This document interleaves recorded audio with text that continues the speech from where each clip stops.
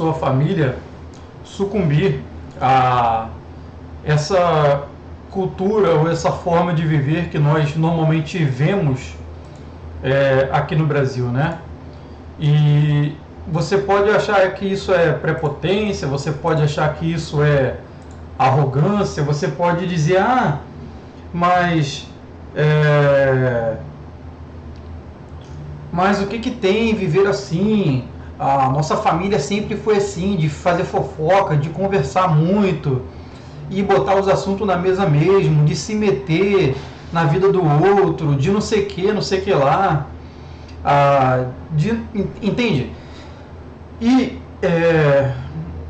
isso não é prepotência, nem arrogância, nem nenhuma coisa desse tipo, porque você vê esse tipo de coisa até mesmo nas famílias que têm condições financeiras boas, até mesmo pessoas de classe média alta, pessoas ricas, né? E a gente diz assim, não, a vida do rico é diferente. Sim, a vida do rico é diferente. Mas o rico brasileiro, ele, mesmo sendo rico, ele sofre tanta pressão e lavagem cerebral dessa cultura que a gente vê ao redor, né? E são várias coisas, não dá para dizer aqui tantas coisas, fazer uma lista, né, delas.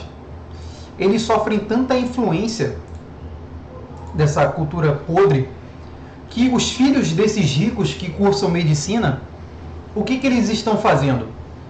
Eles estão por aí enchendo a cara, eles fazem medicina, estudam, sim, mas eles enchem a cara, se drogam muitas vezes, vivem de fofoca, de drogas, de cultura, consomem péssimos elementos de consumo normal de cultura, né? Muitas vezes leem péssimos livros, assistem péssimos filmes, assistem péssimas séries. Então, eles estão lá, né, sendo ricos, cursando medicina, cursando tantas outras faculdades aí, né, que são caras.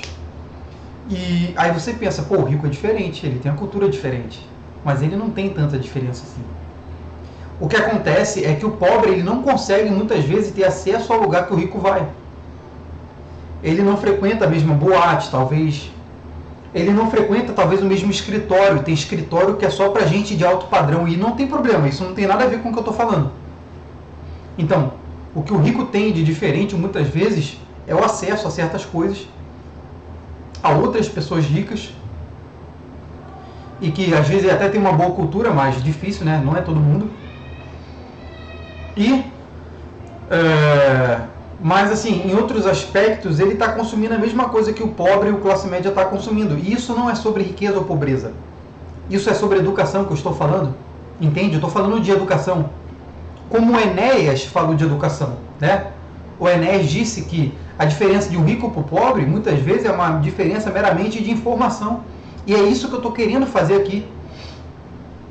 E quando você tem informação, talvez assim, você pode até ter alguns hábitos desses que não são bons, mas você procura se afastar porque você faz uma reflexão com aquilo que você está lendo, com aquilo que você está consumindo. E quando aquilo que você está consumindo, que você está lendo é bom, tem uma boa direção, vai fazer você refletir no mínimo, né? O Olavo de Carvalho ele diz muito sobre, acho que é Aristóteles que fala isso, né? Que a filosofia nasce do espanto, né? E desse espanto. Então, assim, nós, melhor dizendo, e o que eu estou querendo dizer também é o seguinte, você pode dar o seu melhor, dê o melhor para a sua família, para o seu filho, para você, para as pessoas que estão à sua volta, mas não fique com medo se essas pessoas não aceitarem isso, ou não quererem te ouvir. Igual, por exemplo, eu tenho meu filho, certo? Eu tenho um filho só, por enquanto. E esse meu filho, eu vou buscar dar o melhor para ele, ensinar as coisas corretas. E, enquanto ele tiver 18 anos ou morar debaixo do meu teto, a responsabilidade é minha. Então eu vou arcar com as consequências, né? Mas, a partir do momento que ele se tornar maior de idade, ou de acordo com a Bíblia diz que deve ser, e agora eu não me recordo como, Mas, vamos supor que o filho saiu de casa, agora a responsabilidade é dele. Ou ele fez 18 anos lá, ele não quer te escutar, tá fazendo doideira, tá fazendo coisa errada, você não ensinou ele assim. E aí, tá debaixo do seu teto, você fala, não quero mais aqui. Você quer fazer coisa errada? Você se sustente, porque você já tem idade. E você agora é responsável pelas suas atitudes. Porque a Bíblia diz que a salvação é individual. E dizer que a salvação é individual não significa que você vai abandonar a sua família aos pecados, ou seu filho ao pecado, ou você mesmo ao pecado, né? Você vai continuar orando, né? Vai continuar instruindo, buscando, mas a responsabilidade chega uma hora que já não vai ser mais sua. E se você fez o trabalho certo, se você ensinou a verdade, se você mostrou de fato o que era para fazer, o que é a verdade, o que é o certo, porque a verdade, na verdade, ela não é relativa, né? E isso a gente vê que, por exemplo, no livro de História da Filosofia, né, essa ideia da relatividade, da verdade ser relativa de acordo com o ambiente que você vive, é uma coisa que vem já desde os sofistas da época ali próxima a Platão, né, Aristóteles. Desde os sofistas você vê isso, essa ideia de relativizar a verdade, que a verdade relativa depende do ponto de vista. E eu não concordo com isso. Se você concorda, o problema é seu, você ensina do jeito que você quiser. Então, eu sou responsável por mim, pelos meus filhos, pela minha esposa. E aí, mas não se culpe, como eu estava dizendo, não se culpe se a pessoa não ouvir ou tomar uma direção diferente. Eu já estou me preparando ao máximo possível para não ter medo e nem ficar decepcionado se meu filho tomar uma outra direção um dia. Entende? E aí alguém pode dizer assim, não, mas você está querendo doutrinar o seu filho a ter a sua visão? Sim, eu estou querendo isso. Esse é o ponto. Entende? Porque a Bíblia diz repetidamente, ela diz no Antigo Testamento, ela diz várias vezes, repetidamente, lembre-se do que o Senhor fez por vocês. Lembrem aos seus filhos o que o Senhor fez por vocês. Lembrem-se de onde o Senhor te tirou. Lembrem-se, né? Tanto é que a gente tem a festa ali a Páscoa, né? Se eu não me engano agora, ela é justamente a comemoração, a lembrança da saída do povo do Egito. Então sim, eu quero ensinar a minha perspectiva aos meus filhos. E a Bíblia mostra o quê? A Bíblia mostra o seguinte: quando houve as guerras lá no Antigo Testamento, e Deus mandava acabar com um determinado povo pagão, pelos motivos dele, né? E os motivos que estão citados lá, entre outros que nós não sabemos, e paciência, nós somos criatura, né? Não criador. Ele mostra que eles exterminaram até os filhos daquela geração perversa ou daqueles pagãos. Por quê? Porque fazia parte, vamos dizer assim, de uma cultura já podre, apodrecida. E nós, querendo ou não, nós não somos melhores do que ninguém, né? Isso é claro. Porque desde a queda de Adão, todos nós pecamos. Então, mas mesmo assim você vai ensinar a sua visão para o seu filho, o que a Bíblia diz que é a verdade. Você não vai dizer, filho, olha, a verdade é o que você acha que é. Você vai sim dar liberdade para ele quando ele tiver responsabilidade e tiver o momento dele fazer o que ele quiser, né? Se ele quiser escolher o caminho errado, paciência. Mas você não deve se culpar por isso nem ficar com medo. Porque, sabe por que eu estou tentando explicar isso? Porque Deus, Ele é Deus. E nós, muitas vezes, esquecemos isso. Eu, por exemplo, nasci de uma família cristã, né? Que se converteu, não era tipo, sempre cristã, eu acho, mas se converteu, começou, acho que, com minha avó e tal, né? E se você parar para pensar, o tempo é bem perto, né? Não foi minha bisavó, talvez, mas foi minha avó, minha bisavó, não sei, minha avó, minha mãe e tal, e assim foi seguindo. Agora eu. E mesmo assim, eu andei muito tempo desviado do caminho de Deus, porque eu não enxergava, não acreditava, não raciocinava. Mas, quando a gente cresce, a gente vê que o quê? Que quase tudo é do diabo mesmo, igual sua avó fala, né? Isso tudo é igual, como dizer, isso é viadagem e é coisa do capeta. É quase tudo que é isso mesmo. É palhaçada, vamos dizer assim, né? é tudo, muita coisa é palhaçada mesmo e coisa do capeta. E outras coisas não. E você vai analisando aí. Então,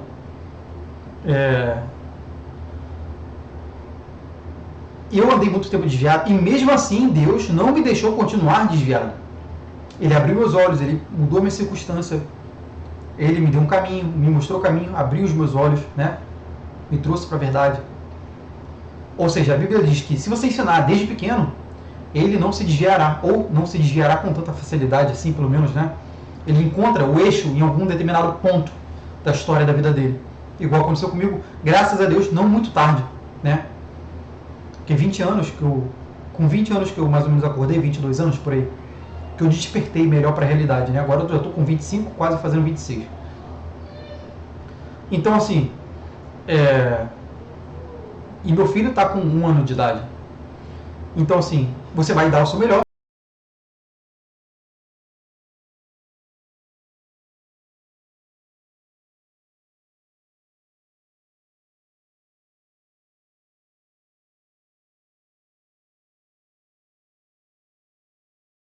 Não deixe que meu filho seja burro e caia no caminho errado, igual eu fiz por muito tempo. Não deixe que ele se perca. Entende? Por muito tempo, ou que nem se perca, melhor ainda. Certo? Você vai lá, ore e fala isso. Senhor, cuida dele, mesmo eu ensinando, porque eu sei que eu vou ensinar e eu sou falho. Eu erro, às vezes a gente dá maus exemplos, porque a melhor coisa que a gente pode fazer é dar bons exemplos, mais do que falar é fazer. E a Bíblia diz isso, né? Tanto é que a Bíblia diz assim, que os que obedecem os meus mandamentos, esse é o que me ama. Não, a Bíblia diz que não é aquele que, eu acredito no Senhor, eu acredito em Jesus, né? Igual todo mundo hoje em dia fala, né? Acredito em Deus e acredito no Espiritismo e acredito no não sei o que lá. Mas a Bíblia não diz isso. Ela diz, aquele que obedece os meus mandamentos, esse é o que me ama. E aquele que não faz isso é o mentiroso. Ou seja, se você não faz, pelo menos tenha a coragem de admitir que você é um mentiroso. E nós somos mentirosos mesmos, gente, porque nós somos pecadores. Então nós mentimos, nós roubamos, nós temos orgulho, nós matamos, nós pecamos de várias formas. E claro, cada um tem a sua dificuldade com o seu pecado. E dependendo do tipo de pecado, você vai pagar a pena na prisão, ou vai ser morto, ou alguém vai te caçar, ou dar algum problema aí, né? Então, assim, ou seja, porque acontece a justiça do homem também, né? Ou a justiça de Deus através da justiça do homem. Só Deus sabe. Mas você não vai ficar nessa vida, você vai se distanciar disso. Certo? Você vai evitar os pecados. Porque todo mundo gosta de fofocar, comentar alguma coisa, às vezes, com a família ou só com a esposa, né? E isso é bom, né? Às vezes isso é bom. Mas não se acostume a isso. Isso é cultural aqui, não se acostume a isso. E como você pode não se acostumar a isso? Como você pode ter uma educação diferenciada? O seu filho aprender coisas diferenciadas, sua vida ser transformada. Em primeiro lugar, é porque está longe ali, não vou levantar agora para pegar. Em primeiro lugar, a Bíblia. Ela é o livro espiritual. Não é um livro, meramente um livro que você lê. Ela tem um poder espiritual quando você lê, né? Eu sempre lembro do que meu pastor sempre fala. Ele fala o seguinte: a fé vem pelo ouvir e o ouvir a palavra de Deus. Isso está na própria palavra, né? Então, quando você lê e você pronuncia aquilo que você está lendo, você está entrando no seu ouvido, está aumentando sua fé. A palavra gera vida, né? E limpa, né? A Bíblia diz que também a palavra limpa você das coisas. Então, esse aqui, junto com a Bíblia, primeiramente, né? Isso aqui, ó, pode mudar a sua vida. Não esse livro especificamente, né? Esse livro aqui foi um livro que um irmão missionário me recomendou, que é um livro sobre um missionário, né? Um missionário que ele andou pelo... Ele foi o primeiro missionário a visitar todos os países do mundo, praticamente, né? Esse missionário aqui, o Loren Cunningham. E a história dele é muito legal. E fala sobre a visão que ele teve do mar, né?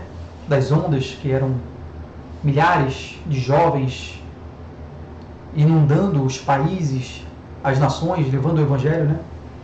Mas o que eu estou falando é dos livros. Leia muito, estude muito. Isso liberta, primeiro Deus, a Bíblia, e também a educação, como Enéas falava. A educação muda a sua vida, entende? E a boa educação, porque se você lê livro tem um monte de livro de porcaria aí que o pessoal gosta de ler e perde tempo lendo. E claro, é bom você ler também alguma coisa ou outra, mas o pessoal se enche muito de porcaria. E sabe qual é o pior? O pessoal nem aprende nada com as porcarias que lê. Poderia aprender pelo menos alguma coisa. Não, essa porcaria aqui que eu estou aprendendo aqui me ensinou isso, isso e isso. Mas não. É igual, por exemplo, você vê esse pessoal que lê às vezes muita história de romance, aí lê um monte de merda. Sexual, traições, não sei o que lá. Aí a pessoa, ao invés de aprender algo com aquilo ali e buscar uma pessoa correta para poder ela casar, ela não consegue nem casar. Ela absorveu tanta merda, que ela não fica com aquilo na cabeça e não consegue nem casar. Porque deve pensar que todo mundo faz aquilo ali, ou todo mundo é daquele jeito, e quase todo mundo é mesmo. Então ela não está totalmente fora de razão, mas ela fica com aquele impregnado na cabeça. E isso não é bom. Isso não é bom, né? Então, assiste esse vídeo até o final, deixe seu like, ative as notificações se você quer receber mais vídeos como esse, né? Vídeos completamente extremistas na visão de alguns. Isso aqui deve ser o extremo do extremo, né? Hoje em dia você falar a verdade é o extremo, né? Igual o que está acontecendo agora com o Ratinho, né? Falou da mulher lá, que biologicamente não é mulher, e agora pediu 10 milhões de reais a ele, né? Querendo processar ele, pedindo 10 milhões de reais. Acho que a pessoa está mais interessada no dinheiro e na visibilidade do que no próprio sexo, no próprio gênero, né? Então, é isso aí. A verdade é uma ofensa e hoje tudo é o extremo, né? O sol queimar a sua pele é o extremo. É o extremismo, porque você... É a verdade, né? A verdade é o extremo agora das coisas. Então, é isso. Eu já queria tomar um gole mais no meu café, mas eu já terminei de tomar meu café. Isso porque eu botei o café até aqui. Hoje eu tô meio moído porque acordei com algumas dores no corpo e tal. Dormi muito mal, tava com barulho aqui perto e tal. Dormi muito mal, acordei umas 300 vezes por causa disso. Então é isso. De alguém se desviar do que você ensinou um dia, Deus sabe melhor do que você como fazer a coisa certa. Ore para Deus para fazer a coisa certa na sua vida e na vida de quem você se importa, né? E de quem você não se importa também, né? Porque a Bíblia diz o que ela diz, né? Que todo mundo já sabe.